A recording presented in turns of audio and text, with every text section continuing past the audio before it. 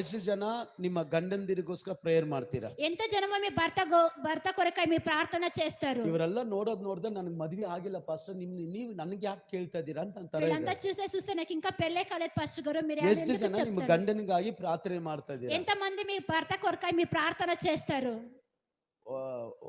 ಒಬ್ಬರದು 10% ಬಂತು, ಕೆಲವರದು 15% ಬಂತು, ಇನ್ನ ಕೆಲವರದು ಹಿಂಗೆ ಆಕ್ಟಿಂಗ್ ಮಾಡ್ತದೆ ಮೇಲೆ, ಈ ಆರ್ಟ್ ಬಿಟ್ಟು ಟಾಯ್ ಅಂತ ಹೋಗ್ತದಲ್ಲ ಆ ತರ.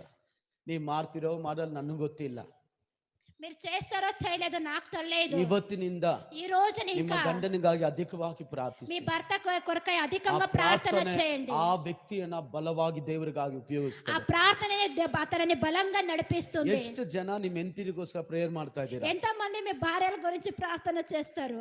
ಅಯ್ಯೋ, ಆ ಸೈತಾನಗಾಗಿ ನಾನು ಯಾಕೆ ಪ್ರೇಯರ್ ಮಾಡ್ಬೇಕು ಅಂತಾರೆ ಕೆಲವರು.